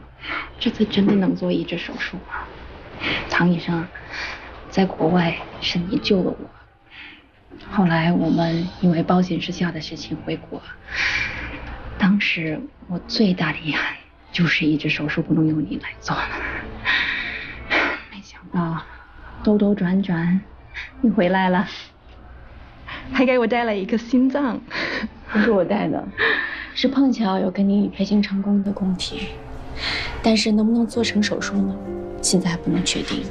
不过现在的情况非常好，供体就在安和医院，少了运输，减少变数。唐家，给你做检查。江百烈，你陪王雪纯做术前检查的时候要寸步不离。虽然他现在情况还不错，但是心衰依然很严重。他是我的老病人，我不希望有任何问题。明白，唐主任。秦大中有话说。我能不能申请接病人去做检查？我记得你曾经跟我说过，你有副主任之称，做2周都屈才了，怎么现在愿意做陪检这种杂事儿？为患者服务，不分贵贱。主要是我对这个病例比较感兴趣。那好吧，周达，负责科里其他的病人。好。龙向东、江百烈，你们2个负责从捐献者那取供体，开胸之后确保心脏 OK，给科里打电话。好的，唐主任。那还有其他吩咐吗？没有了。走。哎，你跟我们唐主任在国外就认识啊？对，我遗传的扩张性心肌病，第一次发病的时候是他救了我。那他在国外怎么样啊？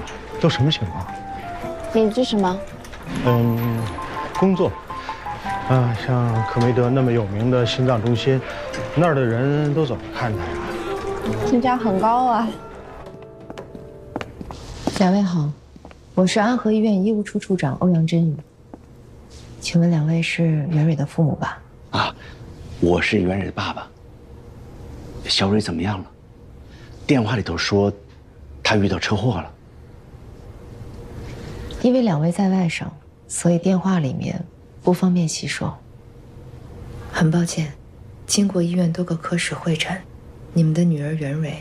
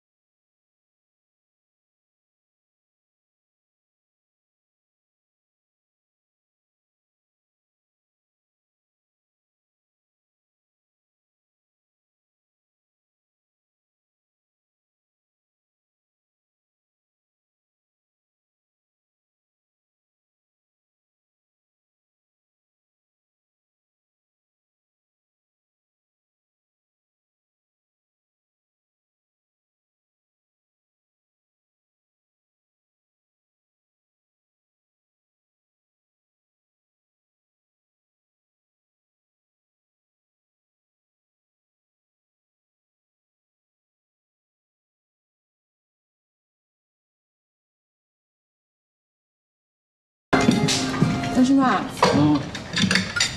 今天拜你所赐，我见了一个特别讨厌的人。那不用问了，一定是欧阳真玉。他为什么那么讨厌啊？他只是性格有点特殊。我跟你说，能在安和啊让人又敬又怕，这人啊肯定就是他。哎，我觉得你们俩性格挺像的，其实以后没准可以成为朋友的。你说什么？我跟他像啊？哪儿像啊？他是个机器人。我跟你说，欧阳在安和10年了，他是从医务处最基层做起来的。他刚到医务处的时候，应该没有这么讨厌吧？好像也是这样。啊？那他上级领导怎么能受得了他？院长特别欣赏他。你看他平时工作认真、铁面无私，做事呢有自己的一套原则，从来不动摇，所以大家才这么敬重他。哎，被你花成一朵花了。喂，说。进。家属为什么会拒绝捐献？坐。我问你，家属为什么拒绝？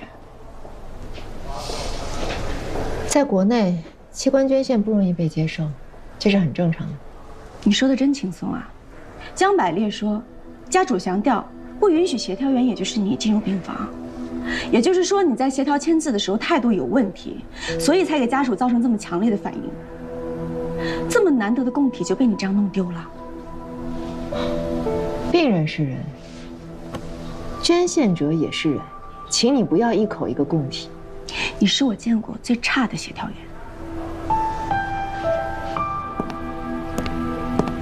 你什么态度啊？想一走了之吗？我搞砸的事情，我来补救。我得盯着你一塌糊涂。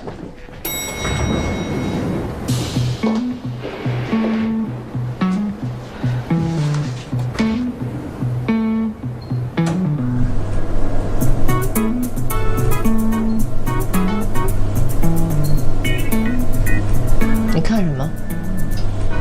找电线。我不是机器人。我看你像充电的。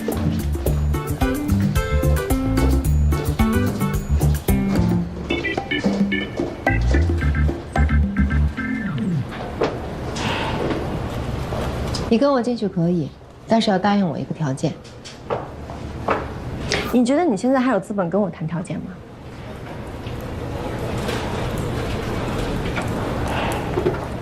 说吧。不要插话，你不招人喜欢，我不想因为你引起家属的反感。我不招人喜欢，我可以同意，但是你必须要说服他们同意捐献。这个我不能保证。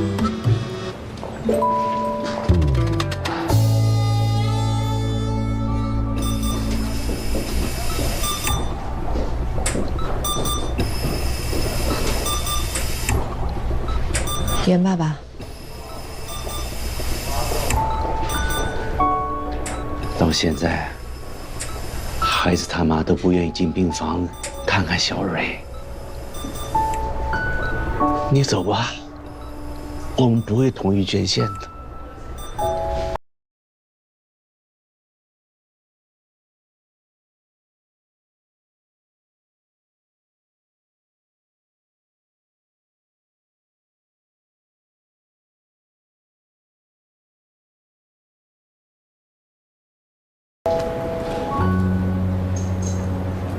您为什么说袁蕊一天都没有尽过孝？和你没关系。她没考上大学，是18岁那年离开家的，跟一个小混混跑了，不学好的东西。5年，一次都没有回去过，还偷偷跟他爸借了一大笔钱。这些也就算了。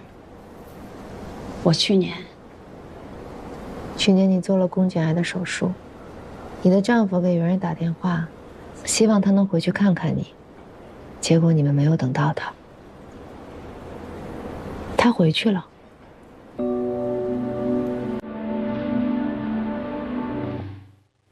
这是跟他一起合租的那个女孩给我看到的她朋友圈的截图，她当时看到就截图了。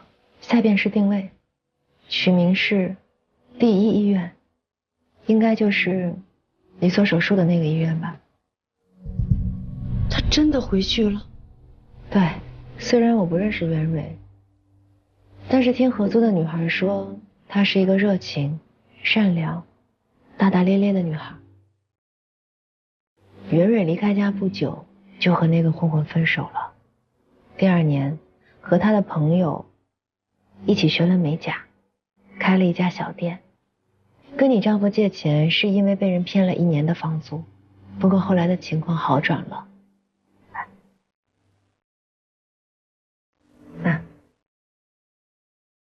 就是他们的小店，我在点评网上搜到了这家店，很多客人都说小蕊是他们最喜欢的美甲师，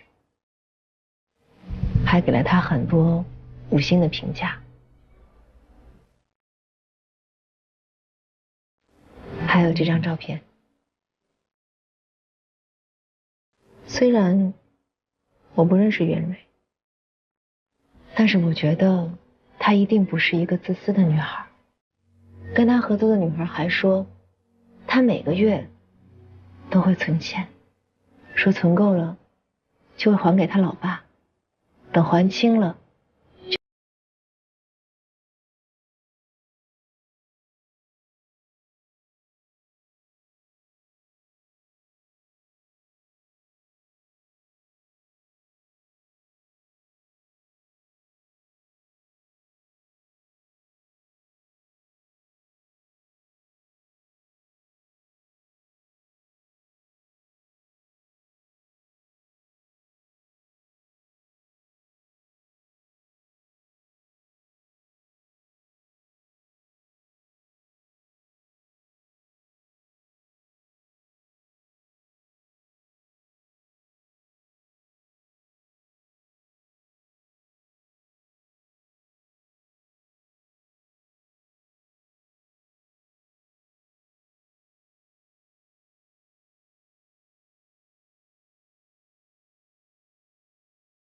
上登记，成为器官捐献志愿者的日期是去年3月18号。你不可能不知道，为什么刚才不说？器官捐献必须家属心甘情愿，不能有一点道德的绑架和感情上的勉强。对于医生来说，捐献者是供体；对于接受移植的人来说，捐献者给了他们第2次生命。但是对于捐献者的家属来说，他们可能是丈夫、妻子、父亲、母亲，甚至是子女，是血和肉。我收回刚才说的话，你不是最糟糕的，我见过比你更糟糕的。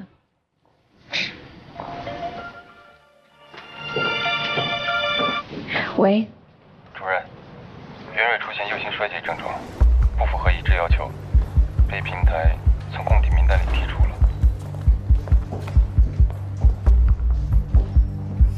主任。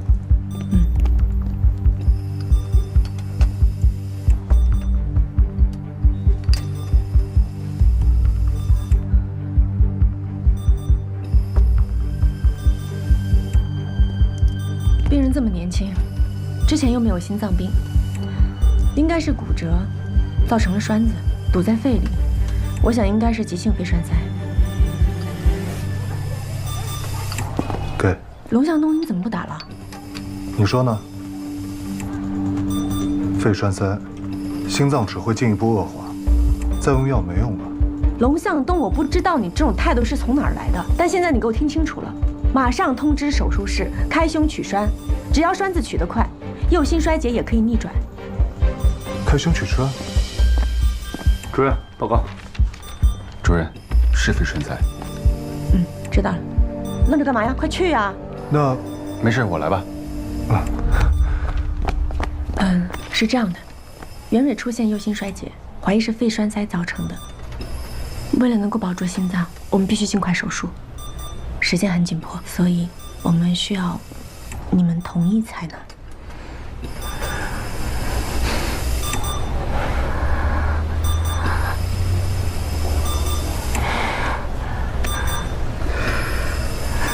就当为孩子完成他最后的心愿吧。谢谢，谢谢。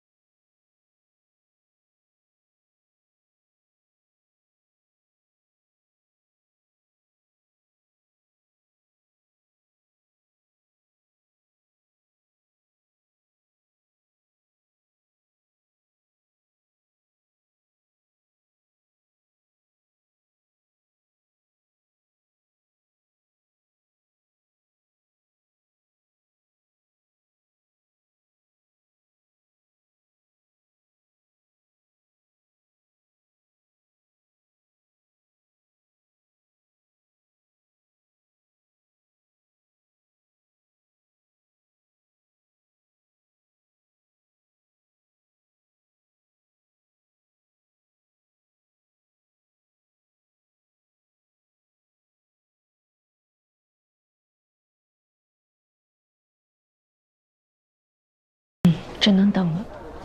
今天谢谢你。不用谢我，其实你也清楚，我之所以愿意接这台手术，是因为根本没有任何医生愿意接。我也是因为我们的私人关系。如果有人工心脏，像王雪晨这样的心衰晚期患者，就不会把所有赌注压在一个边缘供体上。所以你现在觉得研发全磁悬浮人工心脏还是在浪费你的时间吗？抢活一个边缘供体，只能救活一个病人。如果有人工心脏，能拯救多少患者？这样的算术题，像你这么聪明的人，不难算吧？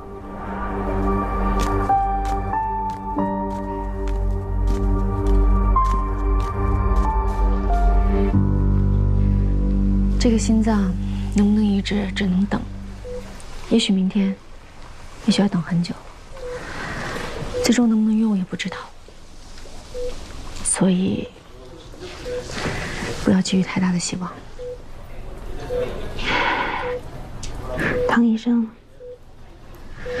这颗心脏会没事的。不要过于乐观。不是乐观，是因为有你在，所以我有这个预感，心脏会没事的。我等你的好消息。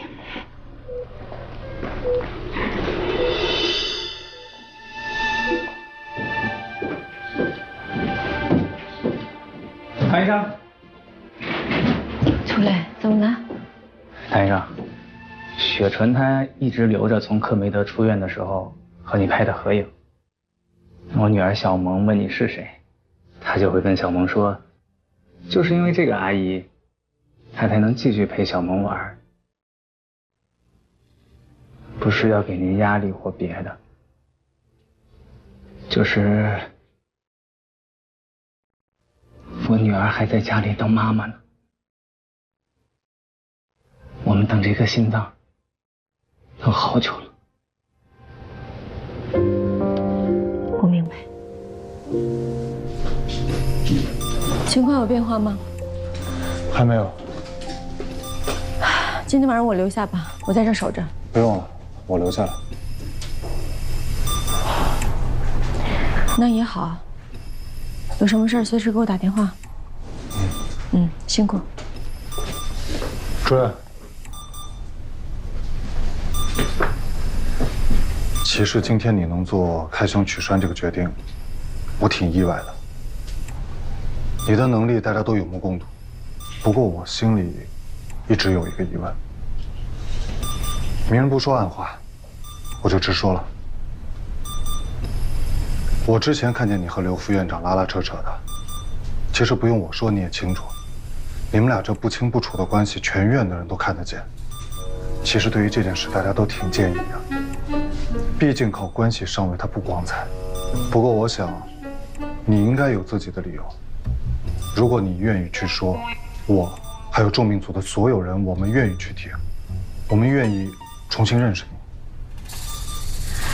好，那我就解释一下。你说。4个字。关你啥事儿？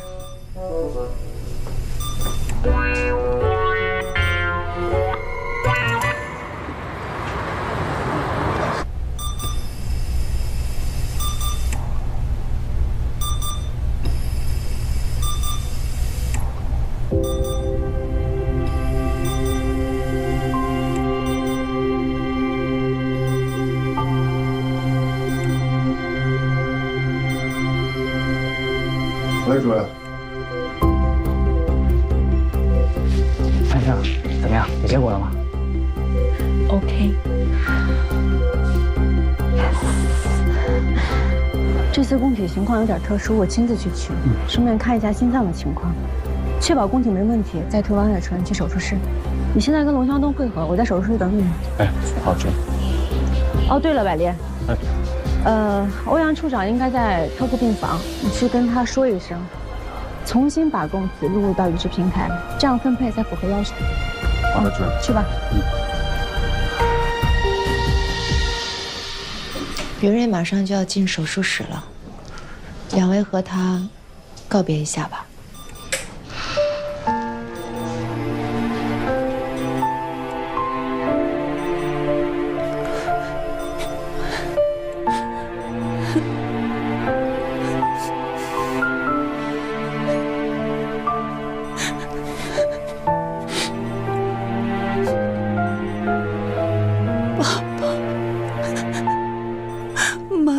小宝宝，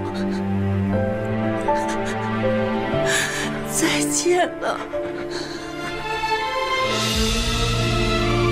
宝宝，是妈妈错了，妈妈对不起你啊，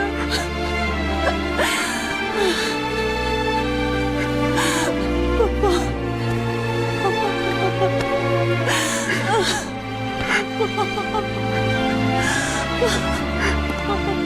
宝贝，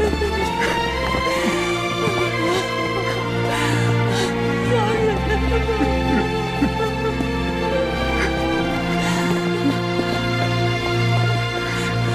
欧阳医生，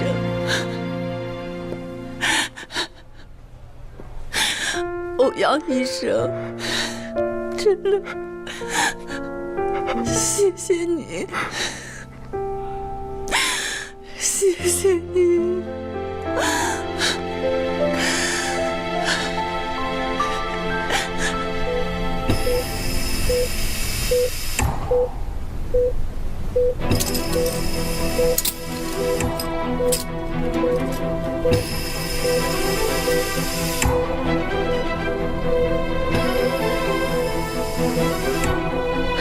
供体没有问题，马上给秦大忠打电话，让他现在推王雪纯到手术等待室，等我这边取出供体，让他们再麻醉。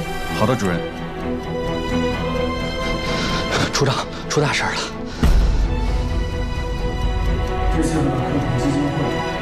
刘副院长，我有事情跟您汇报。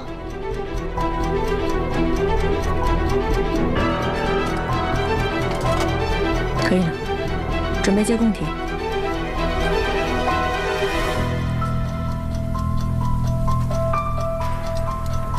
马上给秦大忠打电话，他们可以准备了。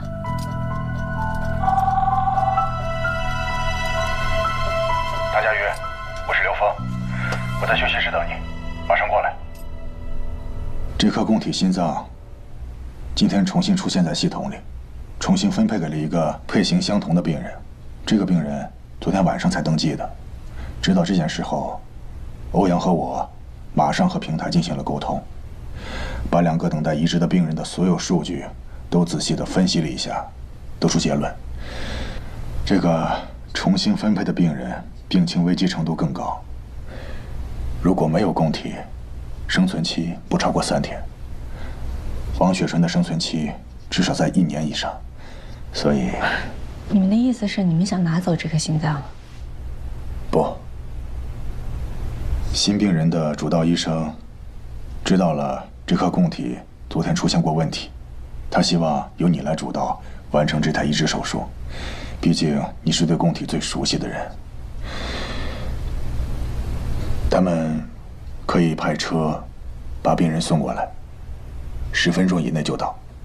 他们也是怕供体瑕疵影响移植存活率。我没有办法接受，这个心脏是我病人的，我现在要给他做手术。唐佳瑜，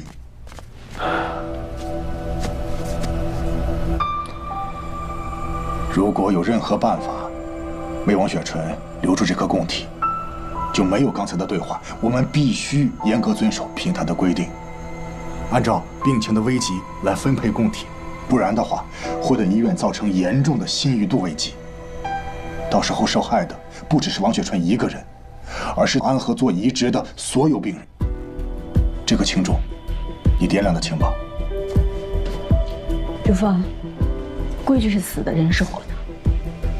现在王雪纯就在手术等待室，你们让我怎么跟她说？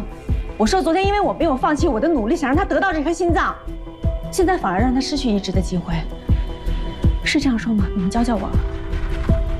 我不管，我管不了其他那些事儿，我只是个做手术的医生，我只能看见眼前的病人，别的跟我没有关系。现在王雪纯是我的病人，她没有做错任何的事情，她是无辜的，我只要对她负责。她信任我，我能辜负她吗？我知道这对王雪纯不公平，但是你想，如果每一位医生都按照自己的喜好，而不是平台冰冷冷的数据来挑选哪一位病人应该得到心脏、肝脏、肾脏，甚至是角膜，唐佳宇，你能想象这样的医院会是一个什么样的医院吗？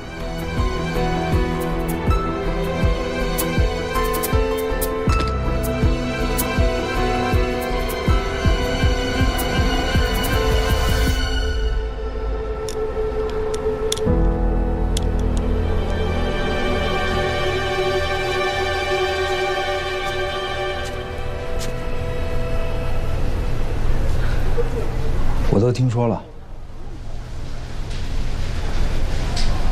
移植手术总是最难的。以往的移植手术总是需要一个病人的死亡和捐献来拯救另外一群病人，而今天你这台，说实话，如果换做我，我也不知道该怎么选。